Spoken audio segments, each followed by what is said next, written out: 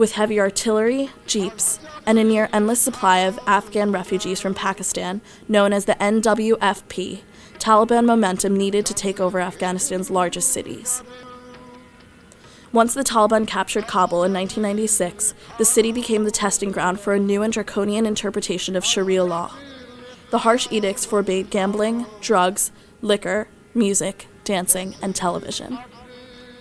The Taliban imposed a new dress code on society that replicated the dress during the time of the Prophet Muhammad in the 7th century AD.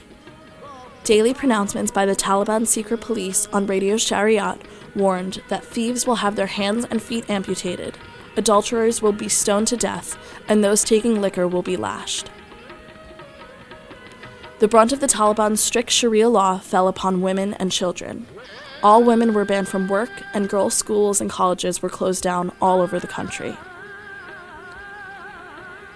Within 3 months of the capture of Kabul, the Taliban closed 63 schools in the city, affecting 103,000 girls, 148,000 boys, and 11,200 teachers, of whom 7,800 were women. They shut down Kabul University, sending home some 10,000 students, of which 4,000 were women. The Taliban built an Afghan state on foundations that were incompatible with the majority of Afghans. The idea of like a centralized Islamic state, right, with like a uniform Islamic law and Sharia law, and like that entire thing is quite foreign to sort of the internal structure of Afghani society. So it's not. So it's not really.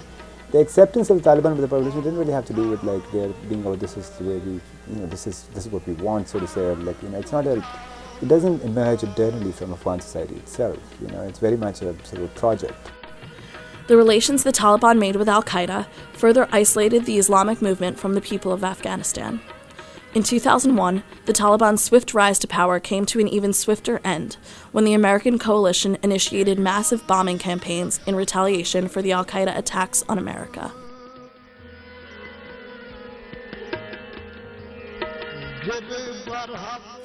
One thing I know about opium growth in Afghanistan is it's a really big problem. It's really attractive to small farmers. I also know that the Taliban supports it because it funds the Taliban. Opium production has been a problem in Afghanistan for decades. The problem affects millions of people, not just in Afghanistan, but also globally as it fuels drug addictions, mainly in Europe. Opium is the primary product of the Afghan economy. Within Afghanistan, there are both proponents and detractors of the opium trade. Some say it has improved the political and social infrastructure of the country. The drug trade has increased the building of roads due to its demands on infrastructure, as well as developed local political ties that organize trade. Others vehemently oppose the opium trade, pointing to widespread addiction, as well as the fact that in some cases the Taliban are orchestrating the drug trade. There have been many recent efforts to eradicate the growing of opium in Afghanistan, but many of them have harmed the Afghan farmers and in turn helped the rich property owners and drug traffickers. Is there a right solution to this problem? What should be done about opium in Afghanistan? Taliban fighters and terrorists have strengthened ties with drug traffickers because the business is so lucrative. That the opium trade comprises roughly 60% of Afghanistan's economy leads to many harmful consequences. The drug trade destabilizes the country politically and militarily. There is also a domestic drug problem, and the low-level opium farmers do not make the expected revenues. Zalmay Khalilzad, who served as the U.S. ambassador to Afghanistan from 2003 to 2005, discussed in a speech that the narcotics trade poses a mortal threat to Afghanistan. It is a threat to Afghanistan's political future because drug dealers could take over the political system. It is also a threat to the economy. Criminal gangs and mafia can bring the economy under their control. Afghanistan's president, Hamid Karzai, also draws a similar conclusion about the threat opium production poses to the country. He said during his inauguration speech that the relationship between terrorism and narcotics and the continued threat of extremism in the region and the world at large are a source of continued concern. Approximately $3.1 billion are generated each year in Afghanistan from opium production.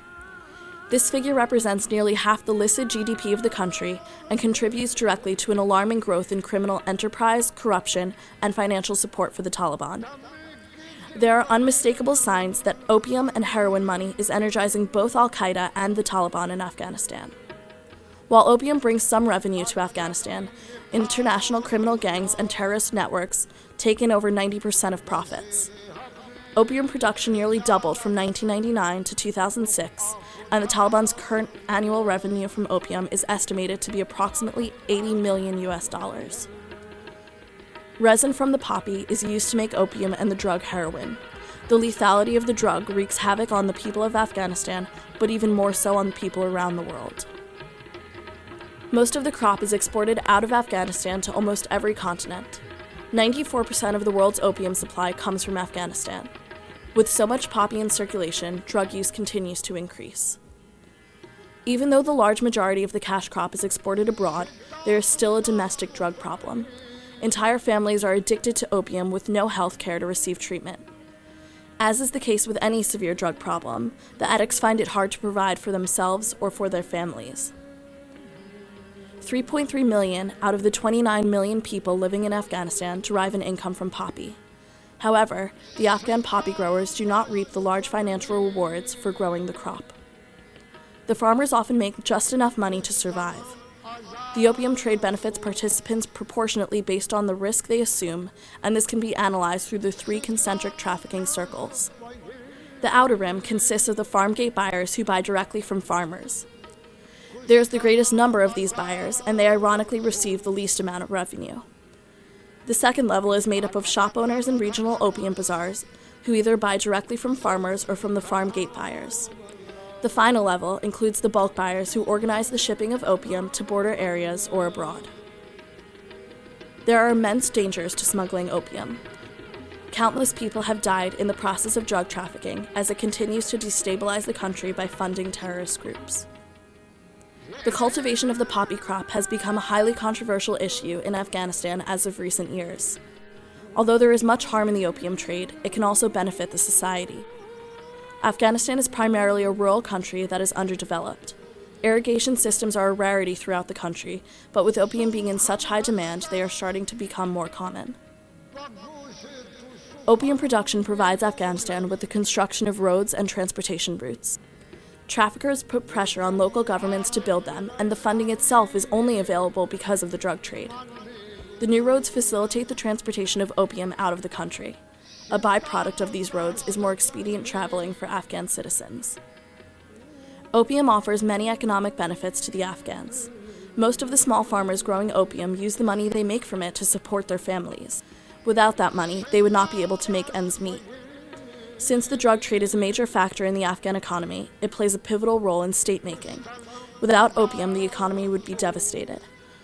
Growing other crops is not a viable alternative for farmers because it would require additional capital resources. According to the 2010 World Drug Report from the UN Office on Drugs and Crime, Afghanistan's cultivation and production of opium in 2001 was at a remarkable low both relative to other countries' production and in terms of absolute volume. Unfortunately, since the U.S. invasion, production has spiked. Since 2007, cultivation has begun to decline again, but Afghanistan is still by far the top individual producer and grower of opium. Eradication efforts don't seem to be the cause of this downturn. For example, in 2003, more than 21,000 hectares of poppy were destroyed. In 2007, over 19,000. 2008 and 2009 only saw the eradication of between 5,000 and 5,500 hectares each in Afghanistan. The Western policies against the opium crop, the poppy crop, have been a failure. The poppy farmer is not our enemy. The Taliban are. And to destroy the crops is not an effective policy, and the U.S. has wasted hundreds and hundreds of millions of dollars on this program, and that is going to end. What has been the policy going forward? We have been advocating since a number of years now to be very hard on the traffickers, destroying the labs, the markets, the stockpiles, and the convoys exporting the drugs. Afghanistan itself has been making different types of efforts. A policy implemented during the 2010 growing season included a measure compensating farmers for destroying their own opium. While many have doubts about this policy, we will know more about its results in the next year. If there has been a reduction in cultivation since 2007, what is causing this? What else is changing? Seizure rates of opium have been increasing at a fairly consistent rate of 37% per year since 2002, with 97% of them occurring in Iran, Pakistan, and Afghanistan. High seizure rates might be decreasing the amount of opium products that reach their destinations for consumption, but is that what is having an impact on production? More likely is that the reduction is due to a decline in the price of opium. This changing price could be decreasing the incentives for farmers to grow poppy. The price of dry opium has dropped from just over $150 per kilogram to below $100 per kilogram at the end of 2009. What are the policy implications of this? Unfortunately, there are things that unintentionally drive up the price, such as seizure and eradication. Perhaps more efforts need to be made on the demand side to try and decrease demand for opium and heroin. Or, if alternative crops have greater incentives of production, then Afghan farmers might start moving away from poppy growing. So one of the suggestions would be that if the U.S. government is serious about creating a functioning nation, giving them tools to grow other crops such as grapes, like providing them trellises.